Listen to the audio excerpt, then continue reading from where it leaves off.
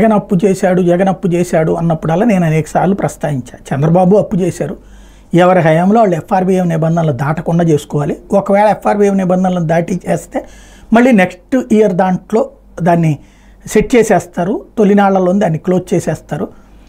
అప్పులు లిమిట్ దాటి చేయడానికి వీల్లేదు. అలా చేయాలంటే కేంద్ర ప్రభుత్వం ప్రత్యేక అనుమతి తీసుకోవాలి అన్నటువంటిది. కరోనా టైంలో కేంద్ర ప్రభుత్వం ప్రత్యేక అనుమతి ఇచ్చింది 3.5% దాకా తీసుకోవడానికి.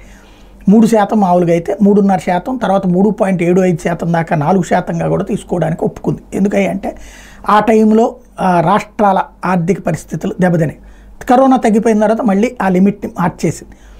అయితే ఇప్పుడు ఆంధ్రప్రదేశ్లో చంద్రబాబు సర్కార్ వచ్చాక అప్పులు తీసుకోవట్లేదా? లిమిట్ దాటిపోయింది. లిమిట్ దాటి అప్పులు అయితే కావాల్సి ఉంది. ఇక్కడ అప్పు చెయ్యము, అతను అప్పులు అప్పారావు అని మాట్లాడిన వాళ్ళు వీళ్ళు అంతకంటే ఎక్కువ అప్పులు చేస్తున్నారు. తాజాగా ఈ అప్పులకి లిమిట్ దాటిపోయిన నేపథ్యంలో కేంద్ర ప్రభుత్వం ప్రత్యేక అనుమతి ఇవ్వాలి. ఎన్డీఏ కూటమిలో భాగస్వామి కాబట్టి వెంటనే అప్పులకి పర్మిషన్ ఇచ్చేస్తున్నారు. తాజాగా చూస్తే 4,000 కోట్ల అప్పు తీసుకునేందుకు కేంద్రం అనుమతి ఇచ్చింది. వాస్తవంగా రాష్ట్ర జిఎస్డిపిలో 3.5% బహిరంగ మార్కెట్ రుణాలు తీసుకునేందుకు అవకాశం ఉంటే దాని ప్రకారం ప్రస్తుత ఆర్థిక సంవత్సరంలో 47,000 కోట్ల రూపాయలు అప్పు తీసుకోవాల్సి ఉంది. జగన్ టైంలో 19,000 కోట్లు తీసుకుంటే 28,000 కోట్ల రూపాయలు వీళ్ళు వచ్చాక ఈ 6 నెలల్లో తీసేసుకున్నారు. అయితే దీనివలన ఇబ్బంది పడుతున్నామని చంద్రబాబు ఆ మధ్యన వెళ్ళి అడిగినటువంటి సందర్భంలో పయ్యావుల కేసు ఫాలోఅప్ చేసిన నేపథ్యంలో కేంద్రం అప్పట్లో ఇంకొక 7,000 కోట్లు ఎక్కువ తీసుకోవడానికి పర్మిషన్ ఇచ్చింది. అంటే లిమిట్ దాటి తీసుకోవడానికి ఎఫ్ఆర్బిఎం నిబంధనలు దాటి తీసుకోవడానికి అనుమతి ఇచ్చింది. అది అయిపోయింది.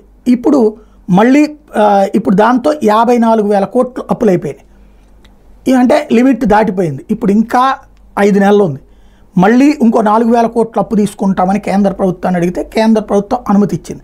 దాంతో ఇప్పుడు 4,123 కోట్ల రూపాయల అప్పు తాజాగా తీసుకున్నారు. దీంతో చూసుకుంటే 58,123 కోట్ల రూపాయల అప్పు అయినట్టు.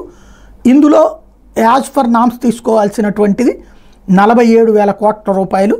అందులో జగన్ టైంలో 19,000 కోట్లు పోనీ 20 అని లెక్కేసుకుంటే ఇప్పుడు ఈ 57,000 కోట్లతో లెక్కేసుకుంటే ఈ 37,000 కోట్ల రూపాయలు వీళ్ళు వచ్చాక తీసుకున్నట్టు అయింది బహిరంగ మార్కెట్లో.